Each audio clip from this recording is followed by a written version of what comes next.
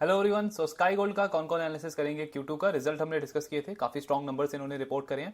अब देखते हैं मैनेजमेंट ने कैसा आउटलुक दिया है, एक्सपेंशन का कैसा प्लान है, नए एक्विजिशंस वगैरह किए हैं उस पर क्या अपडेट है, ओवरऑल कैसा आउटलुक लगता है, इस पर डिस्कशन करेंगे। सो नंबर्स तो हमने इनके डिस्कस किए थे। वॉल्यूम का नंबर अगर हम देखें स्काई गोल्ड का इस क्वार्टर का, तो 544 kg का इन्होंने एवरेज पर मंथ वॉल्यूम किया इस क्वार्टर में। लास्ट क्वार्टर के कंपैरिजन में 20% ग्रोथ है ये, और अगर आप वाई वाई कंपेयर करोगे तो आई थिंक 55-58% की ग्रोथ है कंपनी की वॉल्यूम में वाई वाई मैट्रिक पे।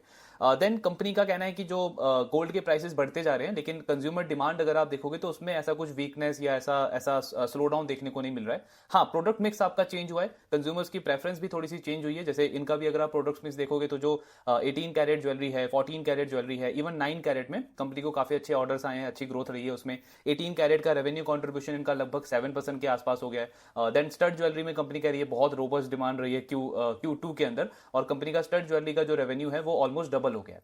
अगर इसको थोड़ा सा आप डॉट्स कनेक्ट करो, हमने जितने भी रिटेलर्स डिस्कस किए जैसे कल्याण ज्वेलर हुआ, पीएन गडगिल हुआ, सेनको का जो हमने Q2 का बिजनेस अपडेट डिस्कस किया था, सब ज्वेलर्स का आप देखोगे गोल्ड ज्वेलरी से ज्यादा ग्रोथ उनके लिए स्टड ज्वेलरी, डायमंड ज्वेलरी में देखी गई है। तो उसी का रिफ्लेक्शन हमको यहाँ पे स्काई गोल्ड के रेवेन्यू कंट्रीब्यूशन में भी दिखता है। देन एजीएम जो है आपका, एजीएम मतलब एडवांस गोल्ड मेटल, इसका टोटल कंट्रीब्यूशन इनका 7% के आसपास हो गया है, और इससे कंपनी की वर्किंग कैपिटल भी इंप्रूव हुई है। वर्किंग कैपिटल इनका ओवरऑल 7 डेज के आसपास इंप्रूव हुआ है इस फर्स्ट हाफ के अंदर। कैश फ्लो अभी भी नेगेटिव है, लेकिन वर्किंग कैपिटल में इंप्रूवमेंट है क्योंकि इन्वेंट्री अच्छे से कंपनी मैनेज कर पाई है एडवांस गोल्ड मेटल की वजह से। देन एक्विजिशंस पे अगर हम बात करें तो एक वो जो पेंडिंग था इनका गन एंड गोल्ड, उसका नाम आई थिंक चेंज हो गया, स्पीड बैंगल कुछ करके उसका नाम हो गया। सो गन एंड गोल्ड का एक्विजिशन कंप्लीट हो गया, और इस क्वार्टर में जो ये 545 kg का इन्होंने टोटल वॉल्यूम किया है उसमें से 41 kg उस कंपनी से आया है। प्लस आने वाले क्वार्टर्स में पर मंथ जो उस कंपनी से वॉल्यूम एक्सपेक्टेड है वो 50 kg का, यानी कि 50 kg का एडिशनल वॉल्यूम कंपनी को उस एक्विजिशन से मिलेगा। अब आई मीन अगर आप स्काई गोल्ड का लास्ट एक सवा साल का स्ट्रेटेजी देखोगे ना, तो एक डेढ़ साल पहले तक इस कंपनी का जो प्रोडक्ट ऑफरिंग था, प्रोडक्ट ऑफरिंग का मतलब है कि एक रिटेल ज्वेलर के शॉप के अंदर जितनी भी ज्वेलरी होती है उसका 30% जो है वो स्काई गोल्ड खुद बनाता था, अगर हम ये सारे एक्विजिशंस को हटा दें। फिर कंपनी ने लास्ट ईयर क्या किया, दो एक्विजिशंस करे। एक तो इन्होंने स्टार मंगलसूत्र कंपनी को एक्वायर किया, और उसी के साथ में स्पार्कलिंग चैन करके जो ये कंपनी है उसको इन्होंने एक्वायर कर लिया। इससे इनका जो प्रोडक्ट ऑफरिंग है वो 60% हो गया, यानी अब मैं एक रिटेलर के स्टोर पे 60% जो प्रोडक्ट जाता है, जो ज्वेलरी जाती है, वो मैं बना सकता हूं। फिर इन्होंने अभी रिसेंटली ये जो गन एंड गोल्ड को एक्वायर किया, इससे क्या हुआ, 50% ये नंबर और बढ़ गया, तो 60 से 75% कंपनी की एक्विजिशन प्रोडक्ट ऑफरिंग बढ़ गई। और अभी रिसेंटली इनकी जो सब्सिडरी है स्टार मंगलसूत्र, इसके थ्रू एक और कंपनी को इन्होंने एक्वायर अभी किया नहीं है, लेकिन इन प्रोसेस से अनाउंस कर दिया इन्होंने। तो ऋषभ गोल्ड करके एक कंपनी है, उसको कंपनी अब एक्वायर कर रही है। वो कंपनी भी मंगलसूत्र चैन वगैरह उनका मेन प्रोडक्ट है, इसके अलावा वो जो आपके एंटीक रिंग्स वगैरह होते हैं वो भी वो बनाते हैं। तो इनका टोटल प्रोडक्ट ऑफरिंग अब 80% हो गया है। तो स्काई गोल्ड क्या बोल रहा है कि एटलीस्ट अगले 2 से 4 साल तक हमको और कोई एक्विजिशन अब नहीं करना है, क्योंकि एक रिटेलर के स्टोर पे जितना भी प्रोडक्ट चाहिए उसका 30% से हम 80% पे पहुंच गए। तो हमारे पास में अब सारे कंप्लीट पैकेज आ गया है। अगला 2-4 साल हमारा फोकस है इन सारे बिजनेसेस में सिनर्जी अच्छे से क्रिएट हो और हम आगे की ग्रोथ पे फोकस करें। अब ये जो ऋषभ गोल्ड को जो इन्होंने एक्वायर किया है ना, इसको आई मीन बुक वैल्यू के अगेंस्ट में इन्होंने काफी ज्यादा प्रीमियम पे किया है उस कंपनी के लिए। लेकिन उसका मेन रीजन क्या था, उसका मेन रीजन था कि ऋषभ गोल्ड के पास में तनिष्क है, मतलब एज ए क्लाइंट तनिष्क उनके पास में है। और स्काई गोल्ड को आप देखोगे तो पिछले 1-1.25 साल से वो बहुत ज्यादा कोशिश कर रहा है कि तनिष्क को एज ए क्लाइंट वो ऑनबोर्ड करे। हालांकि उनकी जो वो सब ब्रांड है उनका, वो कैरेट लेन करके, वो कैरेट लेन या मिया आई थिंक, उनमें से किसी को इन्होंने ऑनबोर्ड कर लिया था लास्ट ईयर ही, लेकिन तनिष्क कभी भी नहीं आया स्काई गोल्ड के पास में। तो क्योंकि ऋषभ गोल्ड के पास में तनिष्क था, इसलिए इन्होंने इस कंपनी को थोड़ा सा प्रीमियम वैल्यूएशन देके उसको एक्वायर किया है। अभी कंप्लीट एक्विजिशन नहीं किया है, इनका 51% स्टेक है। सो कंपनी कह रही है कि नेक्स्ट 1 ईयर तक हम मतलब दोनों कंपनी की परफॉर्मेंस देखेंगे, म्यूचुअल अंडरस्टैंडिंग देखेंगे, उसके बाद 100% एक्विजिशन कर लेंगे। उनके जो प्रोमोटर है ऋषभ गोल्ड के, वो बिल्कुल एग्री कर रहे हैं, मतलब 100% स्टेक बेचने को लेकर के वो कंफर्टेबल है। तो मतलब एक्विजिशन में ज्यादा प्रॉब्लम इनको होगा नहीं कंपनी को। देन इंटरनेशनल एक्सपेंशन, कंपनी ने यूएई के अंदर, दुबई के अंदर अपनी एक सब्सिडी क्रिएट करी है जो गोल्ड वगैरह डिस्ट्रीब्यूट करेगी वहां पे। प्लस इनका जो टारगेट है कि FY27 तक हमको 15 से 20% जो रेवेन्यू है वो एक्सपोर्ट से लाना है। इस क्वार्टर में भी अच्छा वॉल्यूम आया 150 करोड़ के आसपास, लेकिन मैनेजमेंट कह रही है 15-20 डेज का बीच में स्लो डाउन देखने को मिला, क्योंकि हम ये सब्सिडी को क्रिएट करने के प्रोसेस में थे। पर अब यहां से आने वाले क्वार्टर्स में एक्सपोर्ट में अच्छा ग्रोथ आएगा। प्लस इनको, अगर आपको याद होगा तो लास्ट ईयर ना इनको एक एक्सपोर्ट का ऑर्डर मिला था मलेशिया से। तो अभी तक तो पिछले मंथ्स में कंपनी ऑन एन एवरेज 30 से 35 केजी का वॉल्यूम वहां पे एक्सपोर्ट करती थी। ये जो सब्सिडी उसकी बन गई है, इससे नेक्स्ट मंथ से 40 केजी का वॉल्यूम जाना स्टार्ट हो जाएगा, प्लस आने वाले मंथ्स में कंपनी कह रही है 50 से 70 केजी पर मंथ वहां से स्टार्ट हो जाएगा। तो वो वाला वॉल्यूम भी कंपनी के लिए ग्रो करेगा। देन इनका ये गाइडेंस वाला पार्ट अगर हम देखें ना, तो उसको लेकर के भी थोड़ा सा ऐसा लग रहा है कि मैनेजमेंट ने ज्यादा कंजर्वेटिव गाइडेंस दिया है, क्योंकि इनका जो गाइडेंस है ये 7600 करोड़ का FY27 में, ये इन्होंने गोल्ड प्राइस इसमें अज्यूम किया है अपना 90 से 95,000 का एवरेज गोल्ड प्राइस इन्होंने लिया है 90 से 95,000 का, और उसके बेसिस पे इन्होंने 7600 करोड़ का गाइडेंस दिया FY27 में। अभी ऑलरेडी आप देखोगे तो गोल्ड प्राइसेस काफी हाई है, थोड़ा बहुत करेक्ट हुआ है, लेकिन अभी भी इनके जो एवरेज प्राइस है उससे बहुत ज्यादा हाई है। तो उसके अकॉर्डिंग अगर हम देखें तो 7600 करोड़ कंपनी उससे बहुत पहले कर लेगी, और मतलब by the end of FY27 company का उससे भी बहुत ज्यादा रेवेन्यू होगा। तो मैनेजमेंट का कहना है कि इसकी पॉसिबिलिटी बहुत ज्यादा है कि हमने जो गाइडेंस दिया है उसको हम बीट कर सकते हैं, लेकिन स्टिल हम अपना कंजर्वेटिव बेसिस पे इसी गाइडेंस को मेंटेन करेंगे 7600 करोड़ को। तो मतलब गाइडेंस अभी इंक्रीज इन्होंने किया नहीं है, लेकिन ये कंजर्वेटिव गाइडेंस है, ज्यादा चांसेस है कि कंपनी इसको बीट कर सकती है। फिर मार्जिन वाले पार्ट पे कि अगर कल को गोल्ड प्राइसेस अगर कट होते हैं तो कंपनी का मार्जिन प्रोफाइल क्या रहता है, मतलब मार्जिन पे कितना रिस्क है। तो उनका कहना है कि ऑन एन एवरेज जब भी गोल्ड के प्राइस में 5 से 10% का फॉल हमको दिखता है ना, तो हम हमारे क्लाइंट के साथ में जो कोटेशन है उसको चेंज कर देते हैं। मतलब नेक्स्ट 6 से 12 मंथ्स के लिए हमारा कोटेशन चेंज हो जाता है क्लाइंट के साथ में, तो अपने मार्जिन को हम प्रोटेक्ट कर लेते हैं, मतलब हमारे मार्जिन उस पर इंपैक्ट नहीं होती, क्योंकि मेकिंग चार्जेस हमारा उस अकॉर्डिंगली चेंज हो जाता है। दूसरा, कंपनी का कहना है कि गोल्ड के प्राइसेस हमने कभी भी, मतलब हिस्टोरिकली अगर आप देखोगे तो एक फाइनेंशियल ईयर के अंदर या एनुअली कभी भी 10% से ज्यादा फॉल उसमें हमने देखा नहीं है। कोविड का इन्होंने टाइम बोला जहां पे थोड़ा बहुत ज्यादा फॉल था, अदरवाइज आप देखोगे तो 5, 10, 11% के आसपास का नॉर्मल फॉल होता है, मतलब मैक्सिमम फॉल होता है गोल्ड प्राइस के अंदर एनुअली।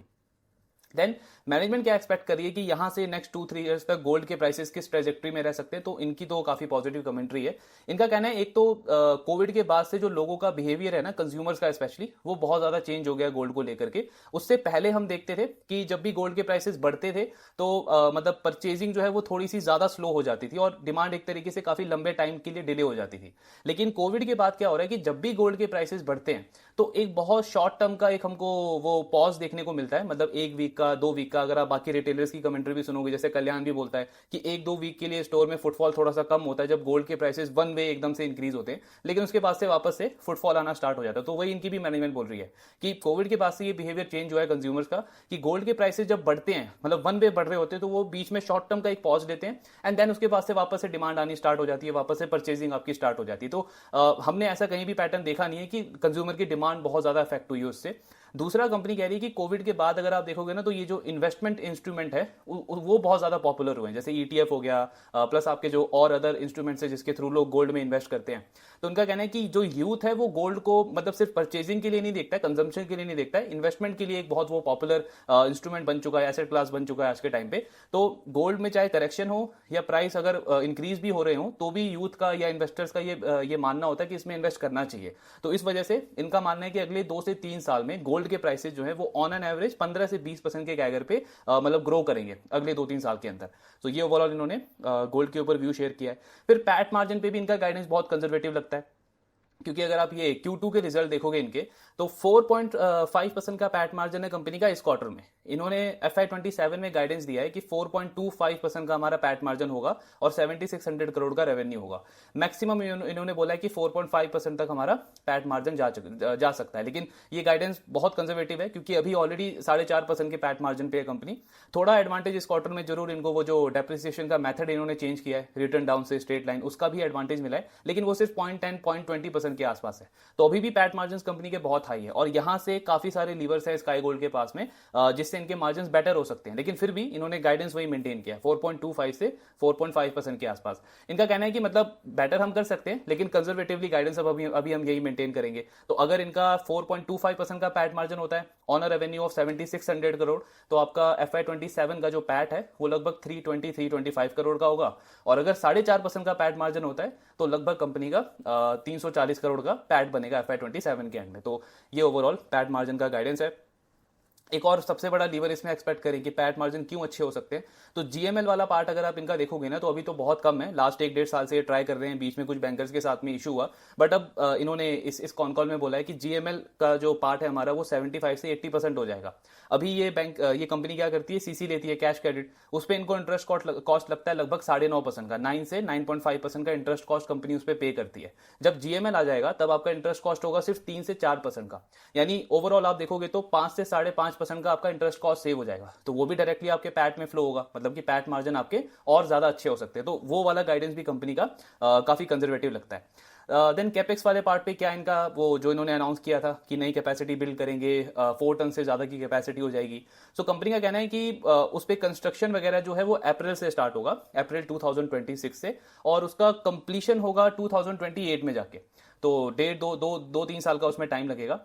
कंस्ट्रक्शन वाले फेज में कंपनी कह रही है उसमें 150 करोड़ का टोटल कैपेक्स का रिक्वायरमेंट होगा, और जब एक बार वो प्रोजेक्ट कंप्लीट हो जाएगा तो फर्नीचर, फिटिंग, फिक्सचर वगैरह लगाने में हमको 100 करोड़ का और एडिशनल इन्वेस्टमेंट करना पड़ेगा। इसको कंपनी फंड कैसे करेगी, तो 150 करोड़ तो ये कह रहे हैं जो 150 करोड़ लगेगा कंस्ट्रक्शन में, ये मतलब जो अभी हमने पिछले 1 साल में जो एक्विजिशंस करे हैं, अभी रिसेंटली जो कंपनी को एक्वायर किया है, प्लस एक्सपोर्ट का बिजनेस जो हमारा ग्रो कर रहा है, नई प्रोडक्ट ऑफरिंग्स हमारी अभी बढ़ी है, तो इन सारे चीजों से जो हर साल हमें एक्स्ट्रा 50 करोड़ का पैट आएगा उसको हम इसमें इन्वेस्ट करेंगे, कंस्ट्रक्शन में जो 150 करोड़ लगेगा उसको फंड करेंगे।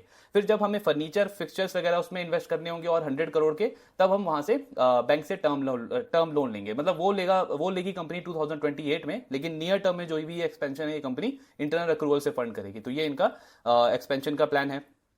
बाकी ओवरऑल चीजें यही हैं, बाकी गाइडेंस उन्होंने मेंटेन रखा है वही 7600 करोड़ का। एक वो इक्विटी डाइल्यूशन पे भी इन्होंने बोला कि मतलब लास्ट जो हमारा इक्विटी डाइल्यूशन हुआ था वो काफी अनफॉर्चुनेट था, मर्चेंट बैंकर के साथ में वो सही डील नहीं हो पाई थी, तो हमको मार्केट में सेल करना पड़ा, स्टॉक पे काफी नेगेटिव सेंटीमेंट बना उसके लिए। एक्चुअली इन्होंने अपोलोजाइज भी किया था इसके लिए कॉन कॉल में। तो उनका कहना है कि अभी नेक्स्ट 3 to 5 ईयर्स में मतलब प्रोमोटर जो है वो खुद से स्टेक सेल करने को नहीं देखेंगे। हाँ, अगर कंपनी को रिक्वायर होगा तो जरूर ये मतलब QIP करके फंड रेज करेंगे, लेकिन प्रोमोटर खुद का स्टेक अभी सेल करने को नहीं देख रहे हैं, एटलीस्ट नेक्स्ट 3 से 5 ईयर्स के अंदर। बाकी कैश फ्लो का गाइडेंस भी इन्होंने मेंटेन रखा है कि FY27 के एंड में इनका कैश फ्लो जो है वो पॉजिटिव हो जाएगा। उसमें बहुत बड़ा लीवर होगा आपका जीएमएल बोल रहा हूँ, sorry, AGM, advance gold metal, उसका जैसे जैसे टोटल कंट्रीब्यूशन बढ़ता जाएगा कंपनी का इन्वेंट्री ओवरऑल अच्छे से मैनेज होता जाएगा। तो ये ओवरऑल कॉनकॉल वाला पार्ट था स्काई गोल्ड का। मेन तो हमने नंबर्स डिस्कस किए, नंबर्स अच्छे थे, बाकी आगे की कमेंट्री देखोगे तो वो भी इन्होंने गाइडेंस हो गया या एक्सपेंशन हो गया, सारी चीजें मेंटेन रखी है। एक चीज मैं एक्चुअली क्यू में था बट अपॉर्चुनिटी मिली नहीं इनसे बात करने का, तो थोड़ा सा, क्योंकि अब अगर आप देखोगे ना तो फर्स्ट हाफ वो FY26 को कंप्लीट कर चुके हैं, तो यहां से इनके FY27 को सिर्फ 1.5 साल का टाइम रहता है, और अभी जिस मतलब जो परफॉर्मेंस ये कंपनी कर रही है उससे मोस्ट लाइकली FY27 का गाइडेंस ये बहुत आराम से अचीव कर लेंगे, मतलब अनलेस कुछ बहुत हमको अनसर्टेन देखने को ना मिले, मतलब कुछ बहुत गलत ना हो उनके साथ में, ये 7600 करोड़ का गाइडेंस कंपनी बहुत आराम से अचीव कर सकती है, क्योंकि ये सारे लीवर्स हैं, इतने सारे क्लाइंट जो इन्होंने एक्वायर किए हैं ये भी बहुत नए हैं कंपनी के लिए, इनसे थोड़ा थोड़ा वॉल्यूम भी आएगा तो भी कंपनी का ये 7600 करोड़ का गाइडेंस अचीव हो जाएगा। बट बियॉन्ड FY27 कंपनी का आगे का क्या प्लान है नेक्स्ट 2-3 ईयर्स के लिए, एटलीस्ट कंपनी कैसे मार्केट शेयर बिल्डअप करने को देख रही है, और कौन से बड़े क्लाइंट पे ये टारगेट कर रहे हैं, या एक्सपोर्ट का टोटल और कितना रेवेन्यू कंपनी लेके जाना चाह रही है, उस पर थोड़ा और इनसाइट आने वाले क्वार्टर्स में मिलना चाहिए, क्योंकि मार्केट जो है ना वो हमेशा किसी भी स्टॉक को फ्यूचर के बेसिस पे डिस्काउंट करता है, उसके बेसिस पे उसको वो वैल्यूएशन देता है। तो FY27 में कंपनी का क्या टारगेट है ये हमको पता है, लेकिन उसके आगे इनका क्या प्लान है, कितना ग्रोथ क्या वगैरह ये टारगेट कर रहे हैं, वो जैसे जैसे हमको और मतलब उसमें इंसाइट मिलने लगेगा ना तो थोड़ा सा और आपका कन्विक्शन बढ़ेगा। क्योंकि वैसे आप देखो तो इस कंपनी के पास में बहुत सारे लीवर्स हैं। आप ये जितने भी क्लाइंट्स इन्होंने एक्वायर करे हैं ना इंडिया के, आई डोंट थिंक कोई भी ऐसा बड़ा रिटेलर है जो इनके पास में नहीं है, सारे ही हैं। कल्याण हो गया, सेनको हो गया, रीजनल ब्रांड से लेकर के जो आपके पैन इंडिया प्लेयर्स हैं सबको इन्होंने ऑनबोर्ड कर लिया है, लेकिन अभी वॉलेट शेयर गेन नहीं किया है कंपनी ने, क्योंकि ये सारे क्लाइंट्स पिछले 1-1.5 साल के अंदर ही ऑनबोर्ड किए हैं। सिर्फ एक कल्याण है आई थिंक जो अपने टोटल इन्वेंट्री का इनसे 8 to 9% परचेज करता है, बाकी इसके अलावा आप जितने भी क्लाइंट्स देखोगे वो सब न्यू है। पीएन गडगिल भी आई थिंक अभी 50-100 kg का ही वॉल्यूम करता है, आने वाले क्वार्टर्स में वो भी अपना वॉल्यूम थोड़ा इंक्रीज करेगा।